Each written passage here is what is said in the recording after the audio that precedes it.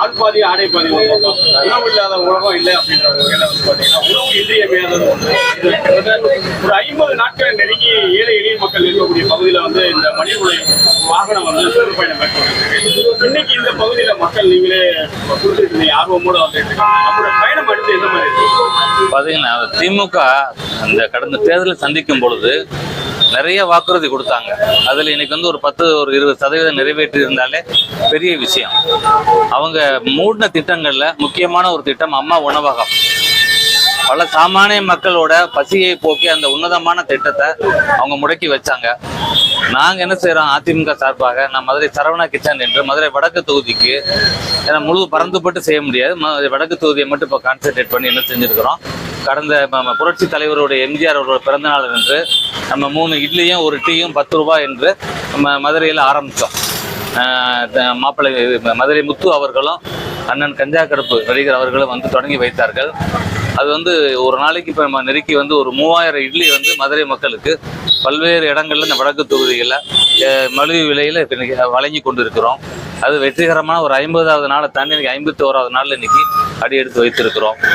மக்களோட கோரிக்கையை ஏற்று இரவு உணவும் சிக்கன் பிரியாணியும் முட்டை பிரியாணியும் 20 ரூபாய்க்கு ஒரு 12 நாட்களாக வழங்கி கொண்டிருக்கின்றோம்.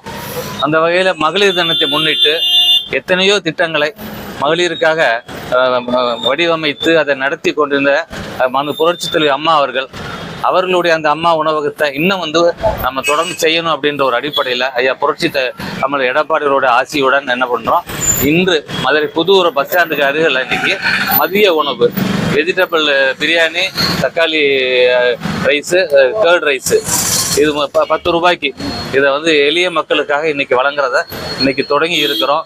இது தொடர்ச்சியாக இந்த மதுரை மக்களுக்கு இந்த மண் சார்ந்த மக்களுக்கு எங்களுடைய சூரிய தொண்டு நிறுவனத்தின் மூலம் தொடர்ச்சியாக இதை நான் நிச்சயமாக வழங்குவேன் என்று தெரிவித்துக் கொள்கிறேன். மலிவு விலை மருத்துவம் பார்த்தீங்க, ஆனா மலிவு விலை சாப்பாடு ஆமா, இது எல்லாமே அந்த மலிவு விலை மருந்துகள் கொடுத்து சூரிய ட்ரஸ்ட்னு ஒரு தொண்டு நிறுவனம் ஆரம்பித்து அந்த மக்கள் வழி தெரிஞ்சு நான் வந்து ஒரு கேன்சர் ஸ்பெஷலிஸ்டும் கூட. அப்போ இதெல்லாம் பார்க்கல மக்களோட வந்து ரொம்ப அடிப்படை தேவைன்றது அன்றாட உணவு தான். நான் இருக்கக்கூடிய வச்சிக்குடி நரிமேடு பகுதி கோரிப்பாளையம் பகுதியில் பார்த்தீங்கன்னா தினக்கூலிகள் நிறைய இருப்பாங்க. அவங்க காலையில் வந்து வேலைக்கு போகும்போது காத்துக்கிட்டு இருப்பாங்க. நிறைய பேர் வெறும் தூக்கு சட்டியோடு நிற்பாங்க. கேட்டால் நாங்கள் போகிற வழியில் உணவு வாங்கிக்கிடுவோம், வேலை பார்க்குற இடத்துல வாங்கிக்கிடுவோம்னு சொல்லுவாங்க. அவங்களுடைய அந்த ஒரு வழியை தெரிந்தனால தான் நாங்கள் அந்த காலை உணவு திட்டத்தை ஆரம்பித்தோம். அப்போ நிறைய பேர் நாங்கள் இரவு வேலையெல்லாம் முடிச்சுட்டு ரொம்ப ஒரு களைப்பாடு வீட்டுக்கு போகிறோம் அப்படிங்கும்போது அவங்களுக்கு ஒரு மலிவு விலையில் சிக்கன் பிரியாணி முட்டை பிரியாணி கொடுத்தோம். இதெல்லாம் பார்த்து மக்கள் என்ன செஞ்சாங்க, சிலர் என்ன சொல்கிறாங்க, நாங்கள் வெளியூர்லாம் போய் வர்றோம், பஸ் ஸ்டாண்ட்லேருந்து வீட்டுக்கு போகிறதுக்குள்ள அதிக நேரம் ஆகுது, எங்களுக்கு வந்து மதிய நேரத்தில் எங்களால் இப்போ வெளியே வந்து சாப்பிட முடியாது, செலவில் சாப்பிட முடியல அப்படின்ற சாமானிய மக்களுக்காக 10 ரூபாய்க்காக நாங்கள் வெஜிடபிள் இதுவும் நம்ம பிரியாணி, தக்காளி சாதம், தயிர் சாதம் இது 3 வழங்குற ஒரு திட்டத்தை இன்னைக்கு தொடங்கி இருக்கிறோம். இது ரெண்டுமே வந்து எனக்கு வந்து ஒரு மனதுக்கு ஒரு நிறைவு தரக்கூடிய ஒரு விஷயமாக நான் பார்க்குறேன். நடமாட்டு மலிவு விலை வாகனம் எந்தெந்த பகுதிக்கெல்லாம் போகுது, எங்கெங்கெல்லாம் நாங்கள் மதுரை நகரில் ஒரு 60 பாயிண்ட்டை தேர்ந்தெடுத்துருக்குறோம். அந்த மாதிரி பொதுமக்கள் அதிகம் சேரக்கூடிய இடங்களை அப்படி பார்க்கல. இது குறிப்பாக மதுரை வந்து வடக்கு தொகுதியில் அர்பன் ஏரியா, இது கலெக்டர் மாவட்ட ஆட்சியர் அலுவலகம் இருக்குது, கமிஷனர் ஆஃபீஸ் இருக்குது, பல்வேறு அலுவலகங்கள்ல இந்த இடத்துல இருக்குது, மத்திய அரசு அலுவலகங்கள்லாம். அப்போ அங்கே வரக்கூடிய மக்கள் வந்து அவங்களோட பசியை ஆற்றுவதற்கு இது ஒரு முக்கிய ஒரு விஷயமாக இருக்கிறது. மாட்டுத்தாவணி இது பஸ் ஸ்டாண்டு பக்கத்தில் இருக்குது. வெளியூர் போகிறவங்கெல்லாம் பார்த்தீங்கன்னா அறக்க பறக்க ஓடுறாங்க. அவங்களுக்கு அது வந்து ஒரு மலிவு விலையில் உணவு அவங்க பசி ஏறக்கூடிய வகையில் அது எல்லாருமே ஒரு போற்றக்கூடிய வகையில் எல்லாரும் புரட்சியாளர் எடப்பாடியாரை புகழ்றாங்க, புரட்சி தலைவி அம்மா அவர்களை புகழ்றாங்க.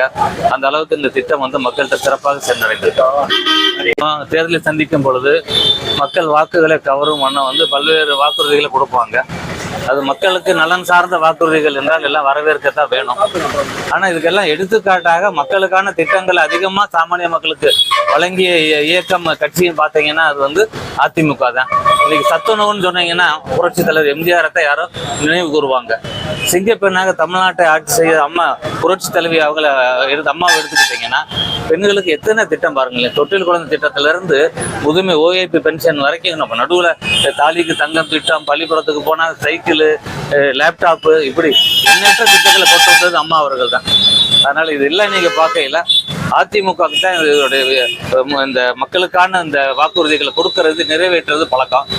அதை தொடர்ந்து வந்து இன்று புரட்சி தலைவரையோ புரட்சி அம்மாவையோ புறக்கணித்து ஒரு அரசியல் தமிழ்நாட்டில் கிடையாது.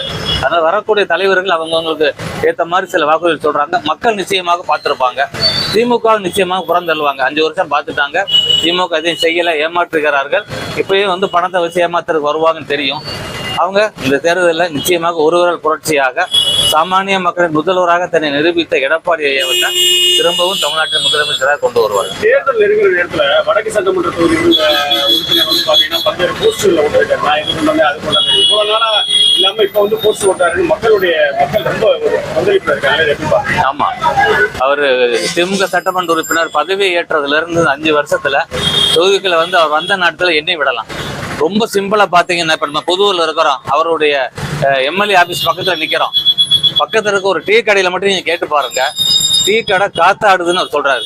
ஐயா, நீங்க எப்படியாச்சும் நடுவு எம்எல்ஏ ஏடிஎம்கே சேர்ந்தவங்க வரணும். இவர் வந்து ஆபீஸ்க்கே வர்றதில்ல, மக்கள் குறைய கேட்கறது இல்ல இந்த திமுக சட்டமன்ற உறுப்பினர் அப்படின்னு அவர் புலம்புறாரு. இது ஒரு சாம்பிளுக்காக சொல்றேன். தொகுதி முழுவதும் பரவலாக இந்த பேச்சு இருக்கிறது. இவர் எங்கேயுமே இல்லை. வெள்ளம் வந்தப்ப நம்ம செல்லூர் கட்மாய் உடஞ்சு தண்ணி வந்தப்ப இவருக்கு கால் நனையாம காருக்குள்ள உட்காந்து இவர் வந்து மக்களை எட்டி பார்த்துட்டு மக்கள் அவர் காரை வழிமறித்ததெல்லாம் நம்ம பார்த்தோம். இன்னைக்கு வந்து எல்லா திட்டத்தையும் அவர் கொண்டு வந்த சொந்தம் கொண்டாடுறாரு. திமுக திட்டங்கள் மதுரையில் நீங்க பாத்தீங்கன்னா ஒரு லைப்ரரி கொண்டு வந்திருப்பாங்க. இன்னைக்கு கையடக்கத்துல செல்போன்ல எல்லாருமே நம்ம அதுலதான் அத்தனை விஷயங்களையும் தேடுறோம், பாக்குறோம். லைப்ரரிக்கு எத்தனை பேர் போறோம் அப்படின்னு தெரியல. அவங்க பேர் வைக்கிறதுக்காக ஒரு கட்டடத்தை கட்டியிருக்கிறாங்க. பாரம்பரிய ஜல்லிக்கட்டை இன்னைக்கு வந்து ஒரு வர்த்தகமா மாத்தி வணிகமா மாத்தி இன்னைக்கு கொண்டு போய் ரொம்ப ஒரு 15-20 கிலோமீட்டர் தாண்டி கொண்டு போய் ஒரு அரங்கு அமைத்து அதுவும் மக்களுக்கு இன்னைக்கு சங்கடத்தை ஏற்படுத்தக்கூடிய வகையில செஞ்சிருக்கிறாங்க. வேற உருப்படியான திட்டங்கள் நடந்ததா தெரியல. சாலையெல்லாம் குண்டு குழியுமா இருக்குது. தற்சமயம் இப்ப தேர்தலை சந்திக்க போறதுனால இந்த திமுக சட்டமன்ற உறுப்பினர் மக்களை ஏமாற்றுவதற்காக ஒரு படம் கூட வந்து நடுவுல கொஞ்சம் பக்கத்தை காணாமலுவாங்க. இது வந்து 2021 இவர் வந்து எம்எல்ஏ ஆகி இப்ப ஒரு எம்எல்ஏ இப்ப சட்டமன்றம் கடைசி சட்டமன்றம் முடிஞ்சது. இந்த 5 வருஷத்துல நடுவுல ரொம்ப பக்கத்தை காணாங்க அப்படின்றாங்க. அதனால அவர் பேர் வந்து கோ தளபதின்னு வாங்க. மக்கள் இப்ப எல்லாம் என்ன சொல்றாங்க, கோ தளபதி அப்படின்ற மாதிரி தான் இப்ப இருக்கு. கோ தளபதி, பை பை ஸ்டாலின் அப்படின்றத இன்னைக்கு மக்களுடைய எண்ணமாக இருக்கிறது. சமீபத்துல திமுகவுல இணைந்ததுக்கு அப்புறம் தேனியிலேயோ பெரிய இடத்துலயே வைக்காம இணைப்பு விழா வந்து மதுரையில் அதாவது திருமண அணிகளை வைக்கக்கூடிய காரணம் தான் என்ன, அதை எப்படி பாக்குறீங்க? அந்த இணைப்பு விழா பாத்தீங்கன்னா அவரு ஓபிஎஸ் வந்து தேனியை சேர்ந்தவர். அவருக்கு தேனியில பலம் இருந்து அங்க நடத்தி காமிச்சிருக்கணும். அங்க குண்டோட அத்தனை நிர்வாகிகளும் அவர் திருப்பி வந்து அதிமுகவுக்கு எடப்பாடி தலைமையை ஏற்று எல்லாம் வந்து இணைஞ்சுக்கிட்டு இருக்காங்க. நிர்வாகிகள் எல்லாம் நம்ம எல்லாம் டிவியில பாத்துக்கிட்டு இருக்கிறோம். அதை கொண்டு வந்து திருமங்குளத்துல போட்டு 500 ரூபாய் கொடுத்து இங்க தொகுதி ஏரியாவில இருந்த மக்களை பேசி கொண்டு போனாங்க. பாத்தீங்கன்னா பெரும்பாலும் திமுக நிர்வாகிகள் திமுக ஆட்கள் அந்த கூட்டத்தில் இருந்தாங்க. யாராச்சும் ஸ்டேஜ்ல பேர் சொல்ற மாதிரி அவர் ஓபிஎஸோட யாராச்சும் நின்று இருந்தாங்களா? ஏடிஎம்கே யாராச்சும் திமுக போயிருந்தாங்களா? இல்ல. இது வந்து ஒரு கண்கட்டாக திமுக மாநாடு என்ற பெயர்ல அங்கங்க போட்டு மக்களை 500 ரூபாய் கொடுத்து அவங்கள வந்து பணத்துக்கு அடிமையாக்குறதுக்கான ஒரு செயலை செய்யறாங்க.